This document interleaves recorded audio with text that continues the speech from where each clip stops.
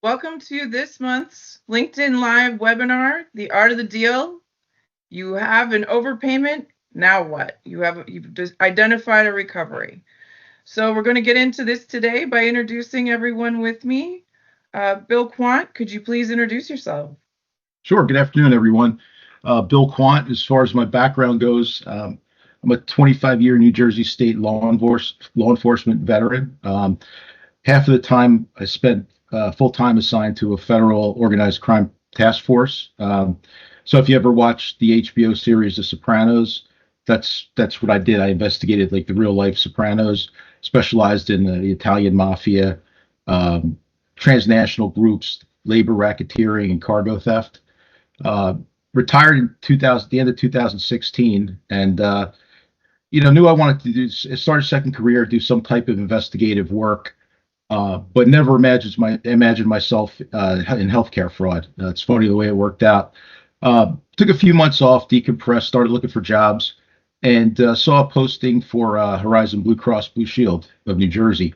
Now, they were my health insurer with the state benefits plan when I was working, and always thought highly of the company and everything. And so I threw an application in, and they called me for an interview. And one of the benefits of working organized crime, aside from like knowing all the best restaurants where to eat, you learn a lot about different industries. And it just so happened I had a case that touched on healthcare fraud.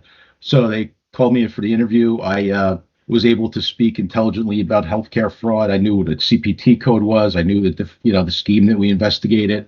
But they said, well, we know you don't have extensive experience, but we'll train you. So I was fortunate to be hired. I worked with some very talented individuals and mentors. Learned a lot while I was there, and really progressed quickly. Like in no time, worked my way up to senior investigator. Was very successful in negotiating overpayment recoveries. Spent about close to 5 years there, and then I moved on to the Northeast Unified Program Integrity Contractor for CMS, where I worked primarily Medicare, um, and moved on from there to Advize, where I'm currently at, a little over 2 years now. Recently promoted to SIU manager earlier this year, and just happy to be here. A great group of people, and thank you. Michelle, would you like to introduce yourself, please? That's really a hard act to follow, Bill, you know. My name is Michelle Messick. I've been a certified professional coder and a certified professional biller and a certified professional medical auditor over the last 25 years in the healthcare industry. And I've always been drawn to the medical industry, even from when I was at a young age. I just wound up on the business side of it and not on the clinical side of it. So I really enjoy delving into medical records and following along treatment plans and how it follows through the healthcare finance system to make sure that the good doctors are staying in business and the bad doctors are not. Thank you. And I'm Carey Mead. I have sadly been in this industry since 1997, beginning with a federal contractor.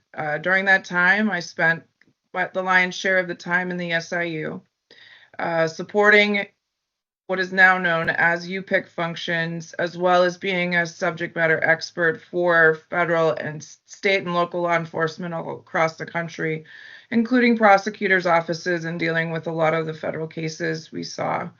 Additionally, spent much time in a little bit of each area, learning the internal workings, as well as before leaving after about 20 years. Then moving on to a couple of the different unified program integrity contracts that I supported through the years, and then this ending up at Advize about 3 years ago here shortly. So spent some time with the same contract that Bill worked on and learned a lot from them as well. And happy to be here at Advize, just promoted last November to an SIU manager from an investigator and lead investigation position. So we're going to go through the different types of things with negotiations today, and I want to start with Bill. Bill, what are some of the key problems that you have identified through the years? Well, Carrie, I would say like one of the pitfalls I see is right from the offset, like failing to like proactively set the tone for a negotiation. Like some investigators will just like send out an overpayment letter without laying any type of groundwork. Like I like to put myself in the shoes of the provider, right? So, obviously they're not going to be happy about receiving an overpayment for a substantial sum of money. They're probably going to take offense to it. They feel like you're questioning their quality of care or level of decision making, medical decision making, things of that nature. So you're working a case, you're going to have some contact with the office when you initially send out your medical record request for maybe you're talking to office staff. I'd like to get in touch with a practice manager right at the offset. Let them know we're conducting a review, we're requesting records, and then once the review is completed, if it's determined that there is an overpayment, as a courtesy, I'll reach out to the office manager, practice manager prior to even sending the letter. Let them it kind of softens the blow, I think, a little. You let them know that we completed our review. Unfortunately, a portion of the claims were unsupported based on the records we looked at. There is an overpayment involved. I'm going to be sending you the overpayment letter, and I'll explain the whole process to them. I mean, it could be a scenario where maybe this practice has never received an overpayment letter before. It's all new to them, and of course, you have your problematic providers that this is nothing new to them. So I'll let them know what the process is, what their appeal rights are. I'll let them know that there's timelines involved, like they need to respond. Typically, with the plans we work, it's within 30 days, some sort of response back to us, whether or not they intend to appeal or sit down and resolve the case. Parameters for resolution. And I let them know that I'm here, I'm your guy. I'm here to work with you to resolve this. And if there's any additional information that they need, reach out. We'll send it to you. And oftentimes we'll follow up, like sending them a detailed review finding spreadsheet, so that they have more information to understand why the claims were denied, and things to base their appeal on if they plan to submit one. I just think it's a good tactic to get the dialogue started right at the offset. Right. That's one of the most beautiful things, is establishing that control from the beginning and ensuring that everyone understands the process in totality. But my favorite part is leveraging my auditor. Auditors should be there with your investigators to describe the findings. They are support, and you want to make sure that they're giving their findings and allowed to do so without a lot of interruption. They need to be able to explain them, but the investigator really needs to be able to speak to that level. Michelle, what are some of the problems you run into? Well, with the overall investigation process, one of the big problems that I have run into in the past, and not here with Advize, is not being in contact with the investigator, not understanding what the scope of the audit is meant to be, exactly what am I looking for in the records, and then having a chance to discuss what my findings were overall before I put them in a report and send back just the numeric, pass-fail rate. Because sometimes it's not just, sometimes it's very easy and it's missing documentation, there weren't any signatures, but sometimes it could be a little more complex. And depending on what the scope of the audit was, it might, affect the way that the investigator is going to handle speaking with the doctor. So I think that's super important from the beginning, like Bill said, with setting the tone and being on the same page with the investigator and the auditor at the same time. One of my favorite things is during a negotiations discussion one time, there was a biller who said to us, only the patient and the doctor know what truly happened behind closed doors. And the documentation should never be so lacking that you aren't able to decide exactly what occurred during the visit. So Michelle, you're exquisite in how you are able to pick apart the items that are missing and be able to help the investigator fully understand what part of the investigation needs to be explained to get the best provider education that we can. Bill, what are some of the other things that you want to address? Well, I mean, I think Michelle raised an excellent point, about not meeting with the investigator beforehand. I mean, preparation is key. you have those sayings out there, like when you fail to prepare, you prepare to fail, or proper preparation prevents poor performance. I don't think it could be more true in settlement negotiations. You know, as an investigator, you need to know your case inside out before you sit down and talk about resolving it with a provider and attorney. You need to know the reasons why things were unsupported.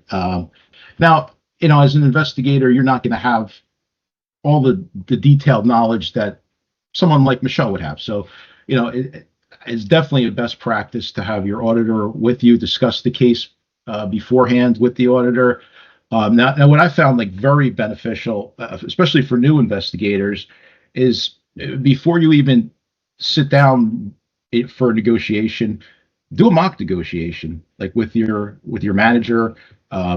Have the auditor with you. One thing I used to do early in my career was a case presentation where you would present your findings.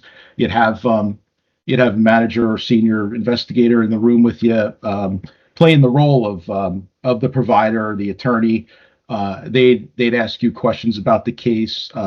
They would throw out arguments that you would expect to hear, and have your rebuttals planned, for and your responses for the common types of issues or arguments that you would expect to hear on the type of case that it is. And of course, always have the auditor involved. I mean, I can't stress that enough. That's huge, where they could speak to more intricate details, especially about the policy issues and things of that nature, and more detailed with the AMA CPT coding guidance. One of the things that I find helpful is when some providers find it, offensive that maybe the auditor does not have the clinical background, so they're feeling like their clinical judgments being questioned. And one of the things, Michelle, you do beautifully is you always remind them that we are here for coding specific reviews, not any clinical judgment. And therefore, just because one of the worst things that I've seen through the years is many of these clinicians will pick a code based on description only and not the specific criteria that is necessary. And one of the other things to mention is the tone. The tone of the negotiation needs to remain professional, keeping everyone speaking in turn and keeping control of the dialogue, making sure you're facilitating it correctly. What else am I missing, Bill? No, you don't ever want to let the negotiation go off the rails, and you don't want to let yourself get bullied, by no means. You always want to. You're going to hear the common arguments. Your providers are going to take it personal, but you want to redirect that. This is bottom line is it's a documentation issue. There's an overpayment to resolve, and we have to focus on that. You mentioned before, like talking over people in a meeting. I could think of instances where we would have face-to-face settlement meetings, and when in one case, this type of case, I think it involved a case where like the provider's office practice, there were partners involved, and they were routinely billing office consultations in lieu of new patient visits, where they should have been billing new patient visits, and the consults were reimbursed at a much higher rate. So this is actually one of my first cases ever as a new healthcare fraud investigator, one of my first negotiations in person. And we're sitting at a table, and the attorney and the two partners are across from us. And I think the attorney wanted to put on a show in front of his clients. He gets up, pounding the table, waving his finger at me, and very animated. And I just let him do it. And I was like, "Counselor, are you finished? Because we're not here to do that today. We're here to sit down as gentlemen to come to a mutually agreeable resolution. And if you're going to conduct yourself in that manner, I'm going to have to end this meeting." And he changed his tone right away, and it just changed the whole tone of the meeting. So like I said, don't allow yourself to be bullied. Don't be intimidated. And control the negotiation, and also stress to them that listen, there's an overpayment involved, but this isn't punitive. We want we want to see you be in compliance. We don't want to have this issue again, or you may have the same issue with other health insurance plans. This is really to your benefit to resolve this, to take corrective action in the future, and make it, stress the educational component to it as well. Right. And even reminding them at some point, having the preparation in place allows you to be prepared for the rebuttals, the things that come back and forth that naturally happen. And so being prepared and knowing the content specifically in and out as an investigator helps you manage that tone and keep it positive, moving forward, productive negotiations that actually end up in a settlement agreement instead of a standstill. Nobody's playing the waiting game. We enjoy working with attorneys.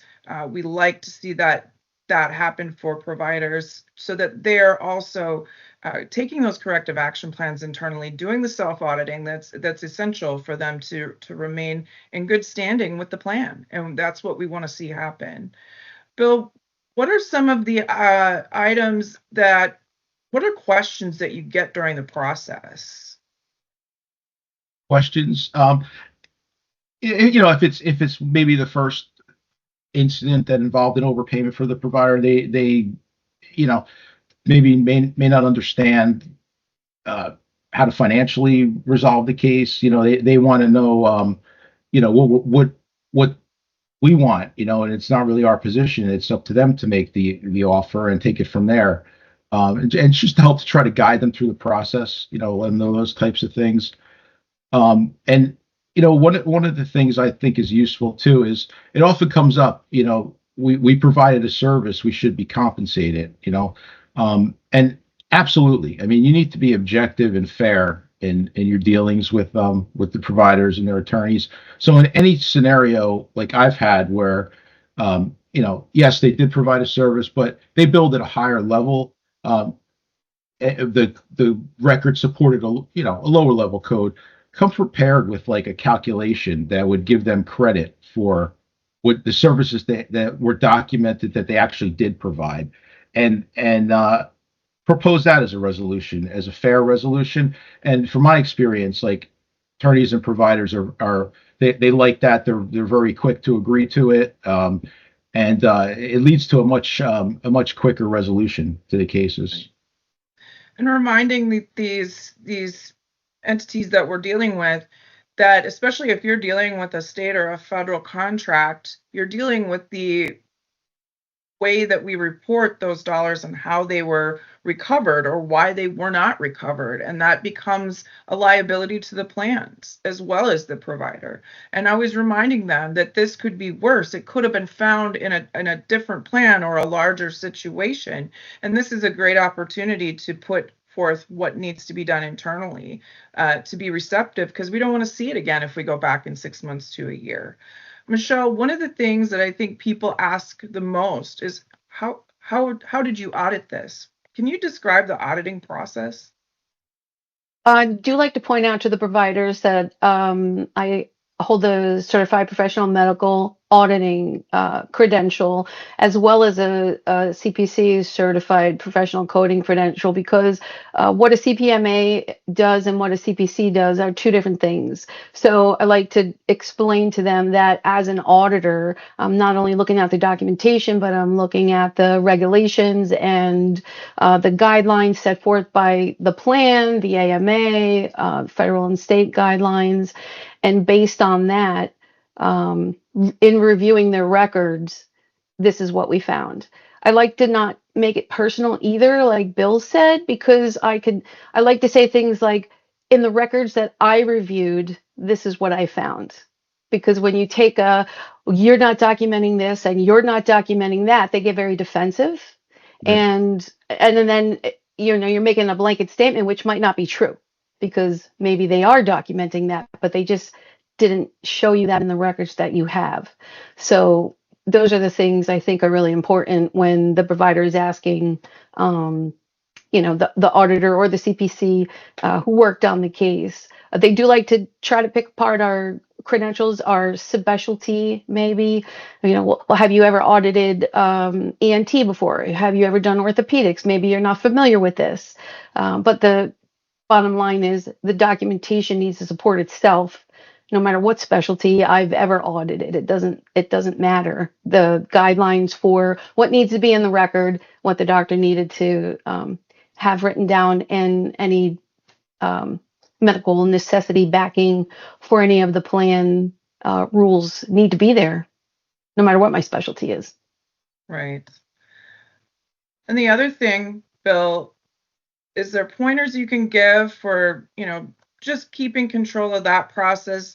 One of the things I find helpful is explaining the process of the negotiation from the minute we start the call, explaining how we'll get through the process so that there are questions, they can come when they need to, and they understand they'll be given an opportunity to not only ask those questions, but appeal, or also give their side of the story. But one of the things I wanted to ask you, Bill, what are your strategies for getting a settlement, and how do you go about that? I would say stay proactive. Like, you're going to encounter delay tactics routinely. Set firm timelines. Okay, we had a meeting today. I would appreciate a response by this time next week. Be fair, give them enough time to do it. Especially if they're uh, submitting an appeal or things of that nature. But always follow up. Don't let things linger too long, because, like I said, the longer it goes on, the more difficult it could be to resolve. That's why, from the very beginning, I like to be proactive and set the tone and let them know, like, hey, this overpayments out there. We're going to work together to resolve it, and stay on top of it. Routinely follow up, set follow up dates for meetings, and yeah, I mean, setting timelines and deadlines is another good tip. Yes. And keeping those discussions positive and productive is key. Keeping everybody coming to the table. And one thing I cannot articulate enough, that plans, if you're getting a sense that somebody's not coming to the table and not going to negotiate or not going to settle, these are your prime candidates for prepay. They would be ideal to work with on a longer term basis, so that you are not chasing that dollar after the fact and you are collecting it up front. It's one of the most essential things that you can do to protect yourselves from repeat offenders, per se. There's always obligations to educate, and one of the things that we want to focus on is education should reduce the fear of abrasion. We want to work. Bill, don't you want to see providers succeed and be successful in being paid for what they've done? Absolutely. I mean, I have no issue. We do an audit, and there's yeah, no failures. Everything looks good. I mean, that's great. That's what you want to see. It's not like we're out looking for problems. Right. Another tip also, Carrie, is I like to explain the consequences to the provider. Like, hey, this is an opportunity to resolve this, to come up with a mutually agreeable resolution. And if we can't do that, it's going to result in offsets for the full overpayment amount. The plan will recoup the money either way. So, this is your opportunity to come to a fair resolution and move forward and, correct your billing behavior in the future. Right. To come off the scope of underneath the microscope of being watched or being considered as a problem, and moving on, and moving on and being successful is really what we want to see. And it is essential as well for the plans to really look internally to see, is there something that could have been done differently internally that might help facilitate this in the first place. Editing, claims editing, huge in stopping some of this pay and chase consistency. Some of the best things in negotiating is, giving strict timelines, giving expectations, like Bill just said, giving clear direction, like Michelle does routinely, giving people the opportunity to collaborate even amongst themselves to come back, but never, ever negotiating against yourself. You never put out that first offer. It is up to the provider to bring that to the table and start the discussions. And so when you're coming to a dollar amount, you're taking into consideration is how much receptiveness to the education is really occurring versus how much they're really just wanting to pay and walk away to find that this might be the trend again. So it's really assessing that and helping guiding the plans to determine where they've had their most value. And so, like Bill said, keeping that tone clear, and if the negotiations aren't being productive, it's time to stop the discussion and regroup at another time. So what other items should you expect during negotiations that you can think of? Either one, Michelle or Bill? The one thing I try to do as an auditor is remember that I'm part of the team, the investigative team. And so I want to support my investigators with solid references and clear and concise reports so they understand what I found, how it resulted in a deficit of what needed to be documented, and how they can express that to the attorney or the provider. Many times I see audits, secondhand or third hand, where the references that are listed don't even apply to the state or the plan that the provider is in the network with. And it makes it very difficult for the investigator to have a solid plan when they can't even support what the auditor found with the records. Great. Know your policy, know your coverage criteria, know your state and local requirements or your internal requirements, know your coding, know all of it. Know your case, because tell us a little bit about the appeal process that you might run into, Bill. The appeal process? Well, once the provider receives the overpayment letter, typically they'll have up to 30 days to submit an appeal. We'll submit the appeal to auditor review any documentation that they submit. And sometimes providers will just say, submit a letter like, we disagree with your findings. Well, okay, but provide us with some substance, what are you basing it on? Do you have any additional records that you didn't submit? So once we get the material, if we don't get any substance, we won't even submit it for an appeal review. It has to, be a substantive appeal. And once we do submit an appeal review, we'll see what the findings are. And again, I'm always about being objective. There could be times where, at first look, maybe things appear differently, and you get additional documentation, and things could be reversed. It's common, and it's not necessarily a bad thing. It's like you said, we don't want to see problems. We want to see providers in compliance and doing things correctly. But yeah, constantly reminding providers, attorneys, authorizations are an agreement to bill the plan. It is not a guarantee of payment and should not be ever construed that way.